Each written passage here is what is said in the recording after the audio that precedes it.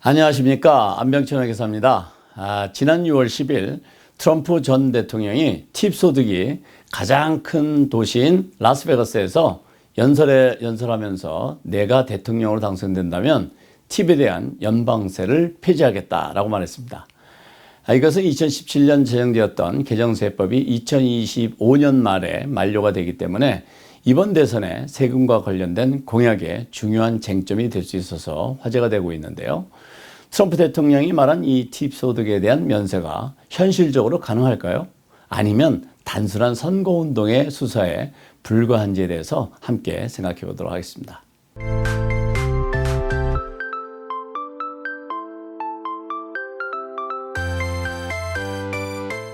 팁은 레스토랑뿐만 아니라 다양한 서비스업에서 발생되고 있습니다.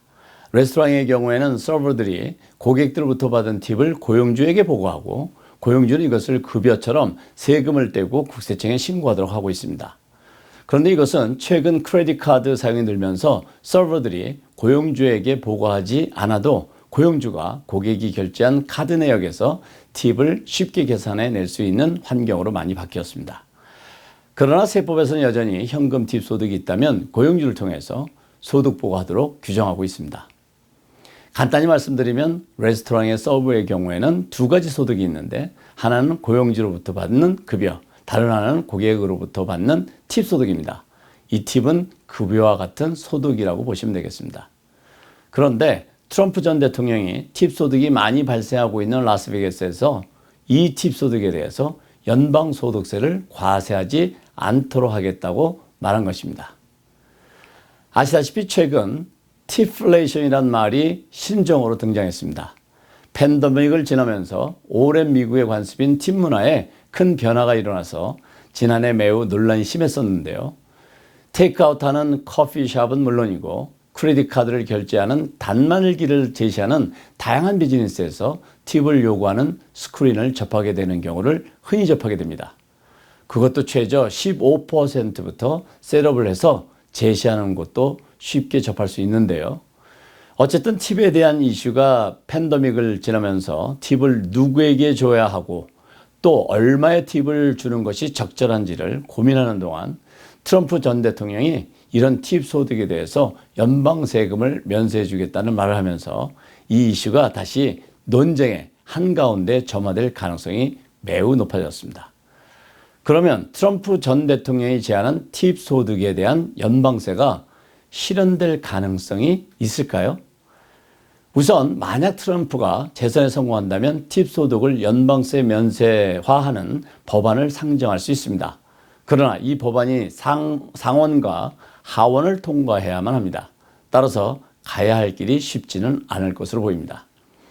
공교롭게도 2017년에 제정된 개정세법은 2025년 말이면 만료되어서 폐지가 되어가지고 2026년부터는 2017년 이전으로 돌아가든지 아니면 새로 법이 개정되어져야만 합니다. 따라서 내년에는 세법 규정으로 상하원은 물론 백악관까지 가세해서 상당한 힘겨루기가 예상되고 있습니다. 트럼프는 2017년에 본인이 서명한 법안이 영구 법안으로 자리매김하기를 원합니다. 이 법안이 개정되고 그대로 유지되던 적지 않은 변수가 있을 것으로 예상되고 있습니다. 2017년 상황과 달리 팬데믹으로 인한 미국 정부의 천문학적인 채무를 해결하기 위해서는 세율을 인상하고 각종 세제 혜택을 줄여서 세수를 늘려야만 합니다. 그러나 현재 높은 인플레이션과 높은 이자율로 어려움을 겪고 있는 서민들과 중산층에게는 세율 인상과 다양한 세제 혜택을 없애는 것은 말 그대로 설상가상이 되어서 경제적인 어려움이 한층 더해질 수 있습니다. 트럼프가 말한 팁 소득의 연방세 면제하는 이런 세법의 변화 기간에 함께 묶어서 처리될 가능성을 배제할 수 없습니다. 그렇지만 팁 소득도 일종의 근로소득인데 이것을 특별한 이유 없이 면세하는 것은 과세의 기본 원칙으로부터 먼 발상이어서 현실적으로 이루어지는 것은 쉽지 않을 것으로 전망되고 있습니다.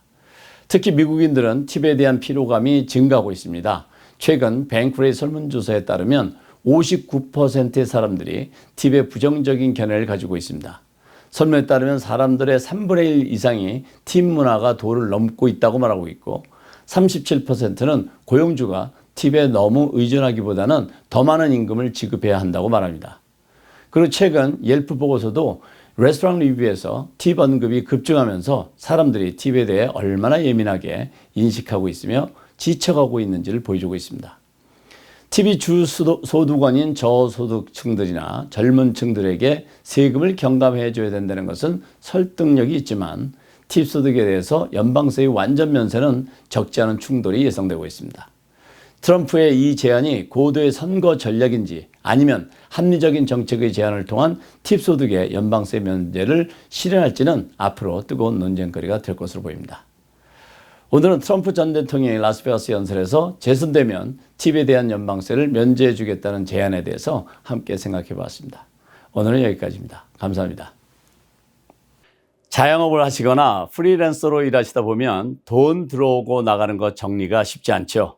정리하지 않으면 얼마 벌었는지 제대로 파악되지 않게 될 것이고 이런 것은 내 돈 관리에 구멍이 생겨서 나에게 손해가 될 수도 있습니다. 그런데 그거 아세요? 비시파이에서 여러분과 같이 자영업자나 프리랜서를 위한 플랫폼을 만들었다는 것입니다.